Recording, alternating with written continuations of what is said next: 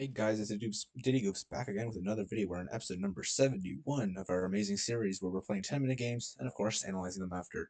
Great learning experience for both me and you guys as a viewer. We're playing against Yunadi. Is that thing that's from Indonesia? Yep. And we're playing the French defense, and we went to the Rubinstein variation after taking on e4. I'm playing, I think this is called Blackburn variation or something like that. I'm going to go ahead and play c5 here because that is the move. And yeah, I think after this I just take, he takes, I go here. If he goes here, I think I probably just played this. Yeah, I'm just gonna go ahead and take. He's gonna take out the bishop. I'm gonna go ahead and play knight f6. Pretty cool. He goes back. Cool, cool, cool. And here I don't know the move.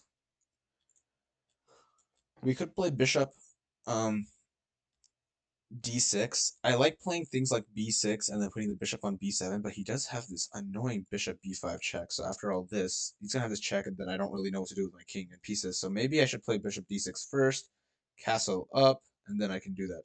That's amazing stuff. So that's what I'm gonna go do. Cool, cool, cool. He castles.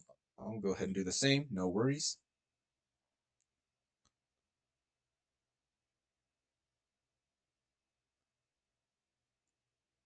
And we both only have one piece remaining to develop. He's got this bishop. He could develop to e3 or g5, both of which are really nice options. Um, e3, I guess, just puts more pressure on this pawn. If he does e3, I'm just going to go ahead and put my queen on c7, just protecting the pawn, you know. If he does play bishop g5, that's where it's a bit more confusing. I think I'm just going to go ahead with this normal idea of b6. Of course, if he ever takes, I'll just take off the queen. No worries. Um, and the idea is just going to be trying to get this bishop over here onto b7, just for this amazing diagonal. After b6, he could play this move, right? He's attacking my rook, and if my knight tries to take, I lose my queen. That's not a very good idea. So I would have to play rook b8, and I guess that's a little annoying. Another thing we could do is play h6, but he's just going to go ahead, move over to h4, and I don't want to commit too much with this push because my pawn shield for my king, castle king, is really weak, so I don't think that's the best way to go ahead with this plan. So maybe b6 is the best idea. Another idea I have is just play queen c7, just break this pin on me completely. But he can take, and I'll go ahead and take with my g pawn. It does weaken the dark squares quite a bit, but he doesn't have a dark square bishop, so not the biggest of problems. I think I'm going to go ahead with b6 first. I always feel risky about playing queen c7, even though the engine might favor it.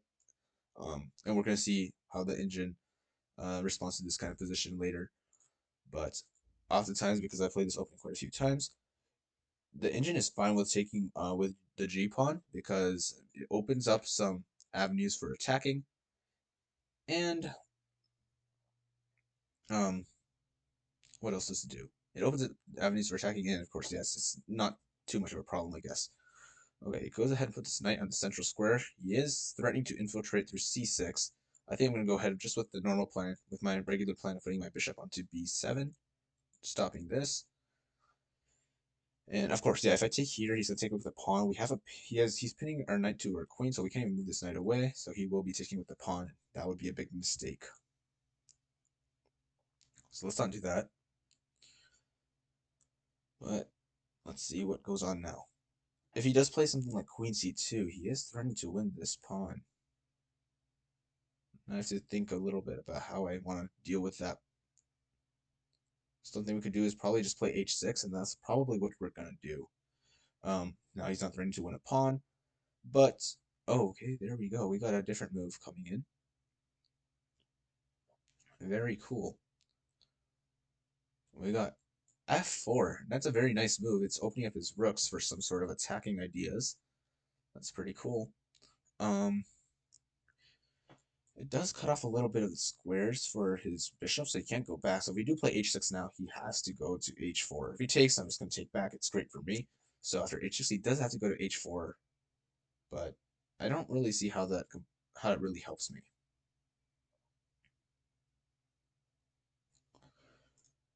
Could just play queen c7 and maybe put this knight on this square, but I don't know. And actually, that might be the only thing left to do. So I think I'm gonna go ahead with queen c7. Wait, queen c7. You could have like rook c8. But it's not much of a problem for now. So yeah, I'll go ahead and play queen c7. I almost mouse slipped queen d7. That was really scary. I like held down the left click and almost put it on d7. That would be horrible. It just takes. Luckily, we've never done a mouse slip on this series. We've seen some of our opponents do some funny moves that might be mouse slips, but none from herself. But yeah, I'm inviting him to go ahead and take over here. I'll take over with the G pawn, and then we'll see how the game goes. Yep, and that's what we're doing. Oh wait, this is a little scary, isn't it? Oh wait a second. Brought his queen over here, and he's threatening checkmate. We could play h6, but that's probably a really bad move. We probably have to block up this bishop. If I go here, he could play this move, try to break this open, which is really annoying. But I guess I could take here. If he takes here,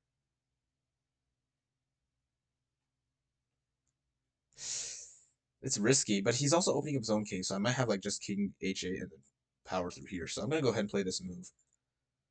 It's okay if he does this. That would be amazing. Just for my own pawn structure. I don't know why he would do that though. That'd be a funny move.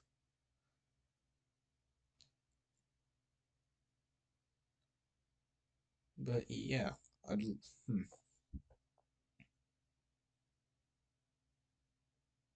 It's a very interesting position.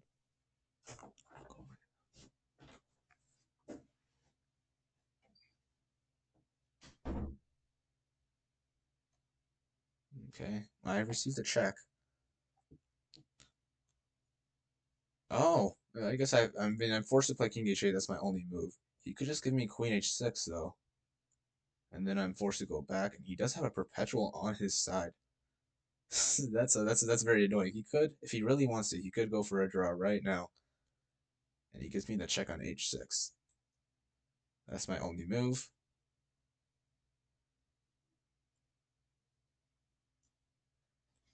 If he goes to g5, I mean he's asking for a draw, and I have no choice but to give it to him. I have no other legal moves, so we're just gonna have a threefold repetition if that's what he's interested in. We'll find out very soon if that's actually what he is interested in, though.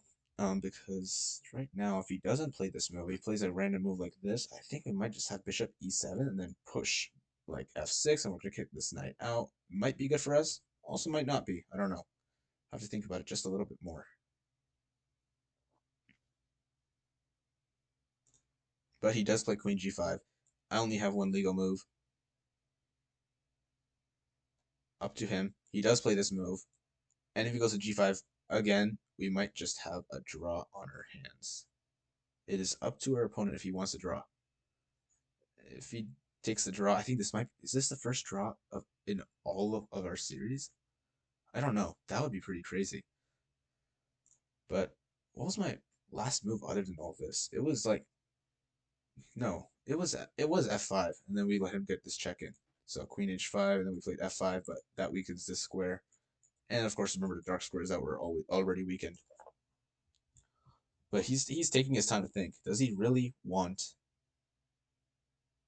a a draw? We'll find out very soon. If he, yeah, I mean, I've already said this, but queen g5, instant draw. That would be the third time this position has repeated. But I don't know what else my opponent would play.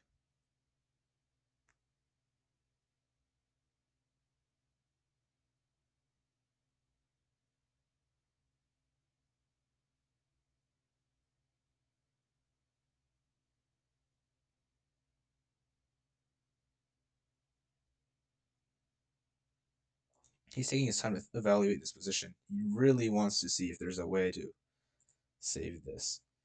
If he plays rook f3, okay, he plays this move. So he is not going for the draw. He is not doing the draw. That is for sure confirmed. We could play e6. bishop e7. Queen can maybe go to this square, and after that, if we play f6, his knight goes back.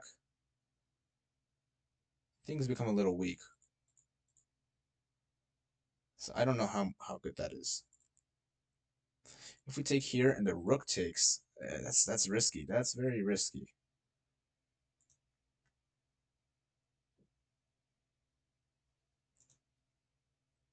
Hmm. I feel like this has to be the best move, just taking control back of this set of this thing. But after this Queen h6 move, I'm a little lost.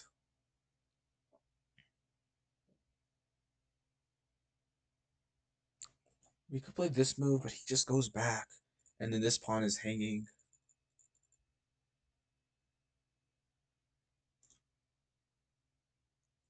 We could take over here, but if he just takes, no, that doesn't do too much, does it? If we take here, queen takes, rook takes. I think that might be drawn, but can't be sure. But if rook takes, I don't know how I would proceed. I guess I'd take here, he takes back. But I don't want to give him the draw either. So after this, rook takes.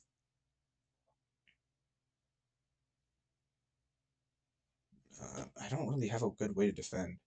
I think I'm just going to go ahead and take the knight.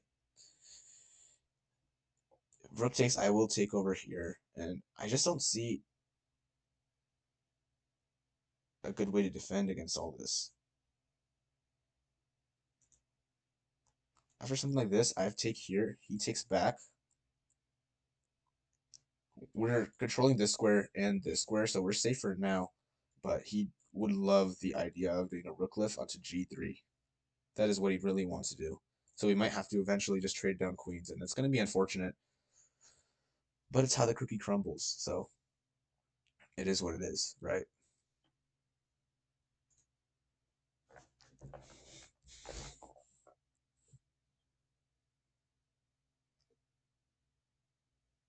Yeah, so if rook takes our bishop, I think I have to take this pawn. I don't really see what else I could do. If I take here, again, he has the same idea of a draw, and I think I might have to be content with the draw then, because I don't know what else I can do. It's unfortunate. We opened up our king, and we were able to make this blockade against his light squared bishop, but I am struggling with other ideas. So maybe we shouldn't have taken with the G pawn, but we'll find that we'll for sure review that in the game analysis afterwards.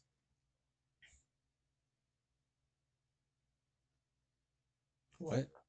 Okay, my opponent resigned, and I have no idea why. Why did my opponent resign? Did I miss something? I must have missed something completely. My opponent resigned, but we're gonna head to the game review. And I guess, we've got to see why my opponent resigned. What? Why would my opponent resign? I'm so lost here. But I had two misses, so that's actually a problem. We need to review those. Going to the Rubinstein, I play this c5 move. He plays there. I take the pawn. He takes there. I play knight f6. And I play bishop d6. What is the best move?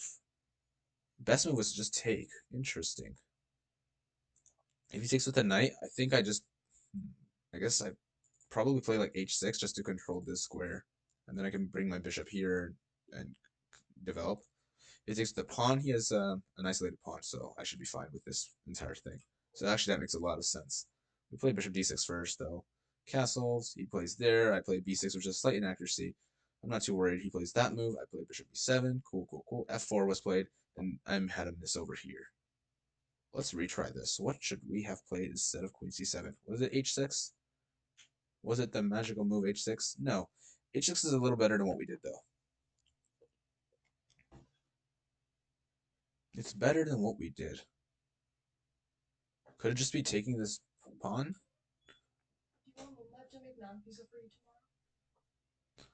Let's see. If I take this pawn, is this the best move? This is the best move. Um, what are his options? I guess let's talk about if he just takes back. He does have an isolated pawn. There's a open file that I guess both of us could put our rooks on. Bishop e7 just to break this, and then we could put our knight on d5. That's what's really important. Putting this knight on d5 because that's an isolated pawn. No pawns can come forward and make this knight go away. So that's probably the idea. After d5, now this knight is really strong. It could go to b4 and attack on the queen side. It could also hop onto e3 and do a fork right here.